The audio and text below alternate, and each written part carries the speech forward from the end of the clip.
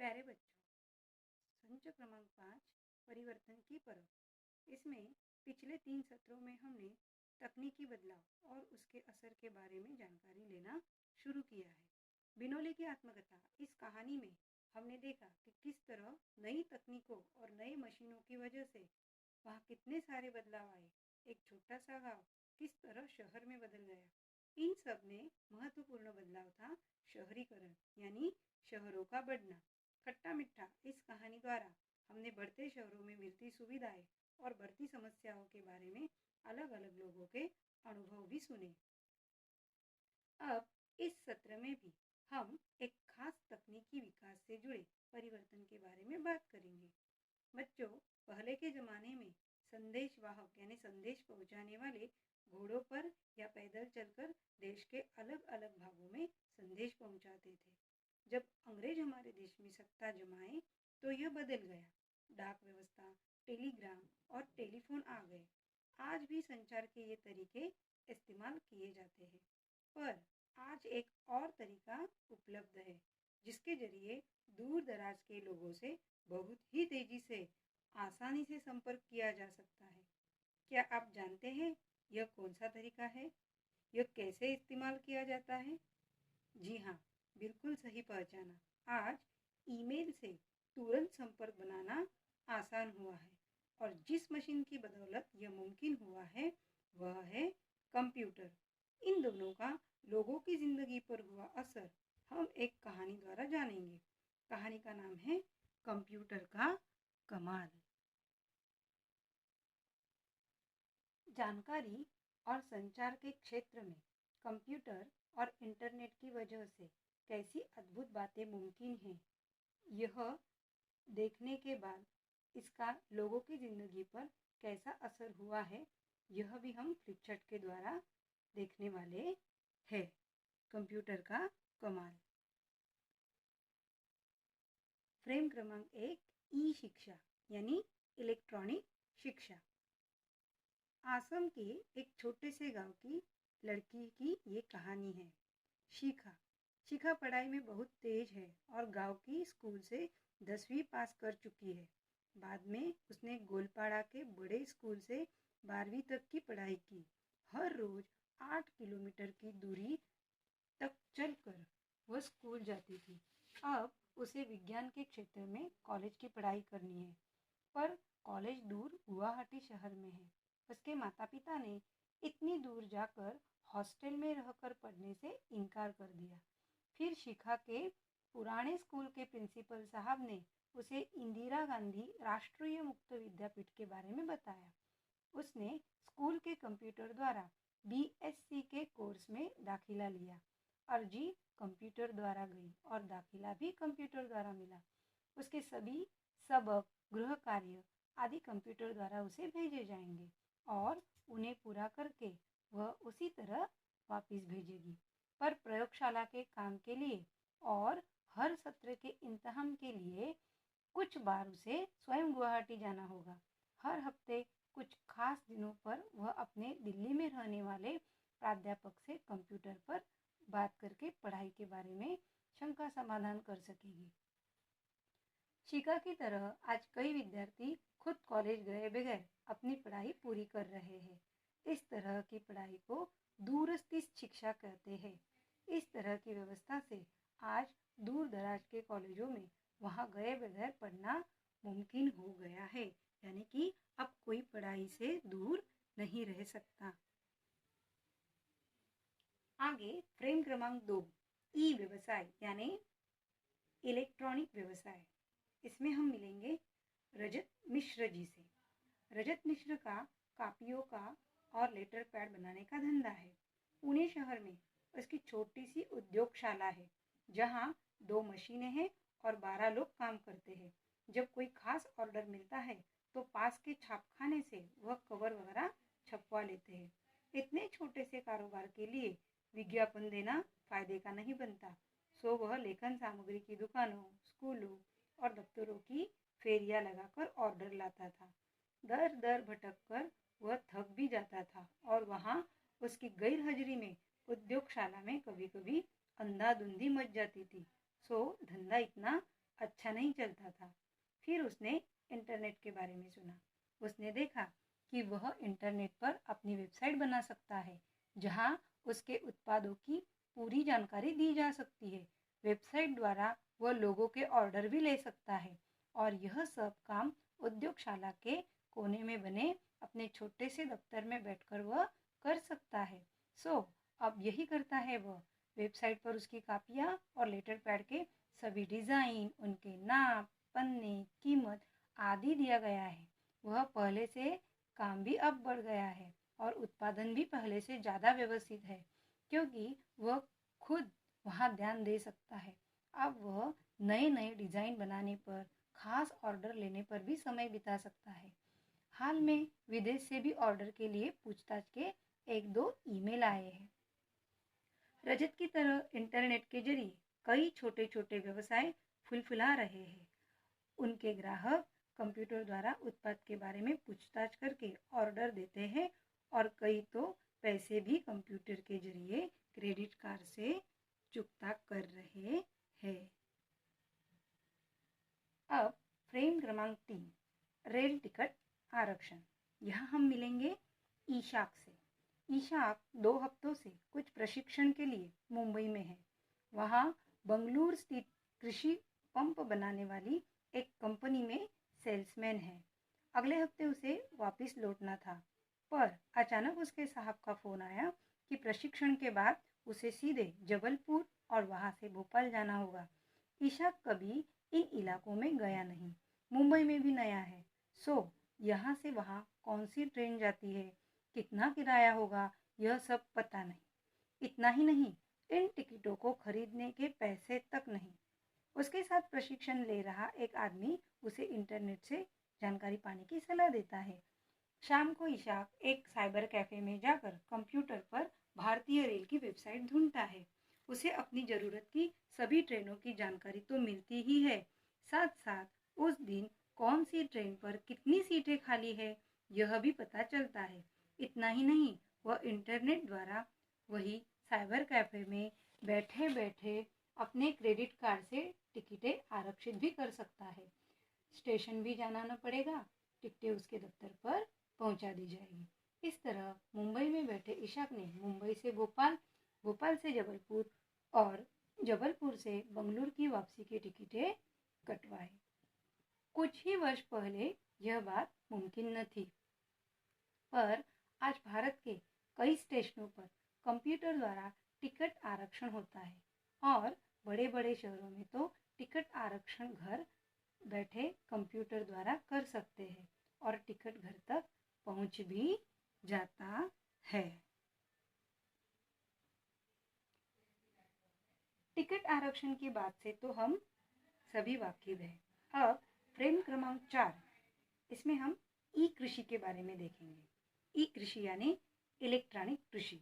मध्य प्रदेश के धार जिले के कुछ किसानों की जिंदगी में भी कंप्यूटर की बदौलत कई बदलाव आए हैं। ये किसान ज़्यादातर सोयाबीन या कपास की फसल उगाते हैं। अब कंप्यूटर का एक बटन दबाते उन्हें इन फसलों की बाजारी कीमत पता चल सकती है। अब उन्हें बिचौलियों और ठेकेदारों के मोहताज नहीं रहना पड़ता, जो पहले उन्हें कम कीमत बताकर फसल खरीद लेते थे और फिर बाजारी भाव का फायदा खुद लेते थे। अब कौन सी मंडी में सबसे अच्छा भाव चल रहे हैं, इसका कंप्यूटर द्वारा पता लगा सकते हैं। वे उस मंडी में जाकर अपनी फसल बेचते हैं। उन्हें अब सरकार की नई योजनाएं, बीज के दाम और उपलब्धता, हवामान, वर्षा अनुमान, नई नकदी फसलों के बारे में जानकारी, यह सब कंप्यूटर द्वारा पता चलता है। यह सब जिस परियोजना के अंतर्गत हो रहा है उसका नाम है ज्ञानदूत। सरकार द्वारा कई जिलों में कंप्यूटर लगाए गए हैं। हर कंप्यूटर आसपास के 20 से 30 गांव के किसानों की सुविधा के लिए है। भारत के अन्य राज्यों में भी इस तरह की योजनाएं शुरू की जा रही है, जिनसे राज्य के सुदूर भागों के लोगों को भी जानकारी मिल सके। उदाहरणार्थ, समुद्र तट वाले राज्यों में मच्छीमारों के लिए वेबसाइट है जो मछलियाँ कहाँ ज़्यादा मिलेगी, ज्वार भाटा कब होंगे, तूफान या आदि खतरों की चेतावनी, मछली के बाजारी दाम, सरकारी योजनाएं आदि की जानकारी देती है। मतलब किसानों के साथ साथ मछुआरों के लिए भी यहाँ पर सुविधाएं पाई जा रही है। फ्रेम क्रमांक 5, ई शासन यानी कि ई गवर्नमेंट, इलेक्ट्रॉनिक गवर्नमेंट। विशाखापट्टनम के महानगर आयुक्त शहर के दौरे पर निकले थे। कर का चालान बनवाने के लिए कार्यालय के बाहर मीलों लंबी कतार थी। उनके मन में विचार आया कि एक तो कर भरो और वह भी इतनी तकलीफ उठाकर। अरे भाई, जिन नागरिकों से सरकार को पैसा मिल रहा है, क्या सरकार को उनका यह नेक काम आसान नहीं करना चाहिए? उन्होंने कंप्यूटर की मदद से कर अदायगी की व्यवस्था सुधारने की ठान ली और इस तरह जन्म हुआ सौकर्यम परियोजना का। अब महानगर पालिका सभी सुविधाओं की जानकारी, कर अदायगी की रकम और भरने की तारीख आदि सौकर्यम वेबसाइट पर देती है। इस वेबसाइट के जरिए वहाँ के नागरिक कर भर सकते हैं, रेशन कार्ड की अर्जी दे सकते हैं, जन्म मृत्यु के सर्टिफिकेट ले सकते हैं और जमीन जायदाद के दस्तावेज रजिस्टर करवा सकते हैं। जरा सोचो तो, विशाखापट्टनम के नागरिकों का कितना समय अब बचता है, जो पहले लंबी कतारों में खड़े होने में बर्बाद हो रहा था। सौकर्यम वेबसाइट द्वारा सरकारी अफसरों और कर्मचारियों के खिलाफ शिकायतें भी दर्ज की जा सकती है। उनकी शिकायतें कंप्यूटर की सूची में रहती है और वेबसाइट देखकर वे पता लगा सकते हैं कि उस पर क्या कार्रवाई होगी। इस तरह सड़क पर हुआ एक बड़ा गड्ढा हो या कूड़े कचरे के ढेर जमे हो या गंदी नालियां भर गई हो, नागरिक इसके बारे में पूछताछ कर सकते हैं और जवाब पा सकते हैं। इस वेबसाइट पर बहुत सारी जानकारी मिलती है, मौसम के बारे में, बसों ट्रेन के समय पत्रक के बारे में, स्थानीय खबरों के बारे में आदि। सौकर्यम की तरह भारत की कई और महानगर पालिकाओं ने अपनी अपनी वेबसाइटें बनाई हैं। उदाहरणार्थ, मुंबई में कई स्थानों पर खास मुफ्त कंप्यूटर बूथ लगे हैं, जहां जाकर आम नागरिक मुंबई महानगर पालिका से संपर्क कर सकते हैं और अपनी जो भी तकलीफ है या फिर जो सुविधा चाहिए वो वहाँ से पा सकते हैं। इसलिए इसे कहा गया है ई शासन। फ्रेम क्रमांक 6, ई शादी यानी कि इलेक्ट्रॉनिक शादी। यहाँ पर हम मिलेंगे रोहित राठौड़ और सोनाली से। कंप्यूटर की कंपनी में नौकरी, अच्छा घर और हर तरह की सुविधा के बावजूद भी रोहित राठौड़ खुश न था, कारण वह अमेरिका के एक छोटे शहर में रहता था और वहाँ उसके वतन का कोई नहीं था। बड़ा अकेला महसूस करता था। वह चाहता था कि एक अपनी भाषा बोलने वाली अपने वतन की लड़की मिल जाए, जिससे शादी करके वह फिर से देसी खाना खा सके, दिवाली होली के त्योहार मना सके। पर यहाँ ऐसी लड़की ढूंढने कैसे? अमेरिकन लड़की से शादी करने का उसे मन न था। सो रोहित ने कंप्यूटर ऑन किया और शादी.com नाम की वैवाहिक वेबसाइट पर नजर डाली। यहाँ उसने अपने बारे में जानकारी दी, नाम, काम, उम्र आदि आदि। एक फोटो भी, जिसमें रेशमी कुर्ते में वो काफ़ी अच्छा दिख रहा था। कुछ ही दिनों में वेबसाइट पर कई लड़कियों के या उनके परिवार के जवाब आए, पर सोनाली की हंसते चेहरे वाली फोटो ने उसका मन मोह लिया। वह भी रोहित के परिवार की तरह कानपुर की ही रहने वाली थी। रोहित ने सोनाली से और पहचान करने का तय किया। दोनों के ईमेल आना जाना शुरू हो गया। कभी कभार कंप्यूटर पे बातें भी होती, यानी वहाँ बैठा रोहित कुछ पंक्तियाँ टाइप करता जो उसी वक्त सोनाली के कंप्यूटर पर दिखती। फिर वह अपने कंप्यूटर पर उसके नीचे कुछ लाइनें टाइप करती और जवाब देती, और इस तरह लंबी लंबी बातों से पहचान गहरी होने लगी। 6 महीने बाद उनकी शादी हो गई। अब हर शनिवार रोहित सोनाली को खाना पकाना सिखाता है।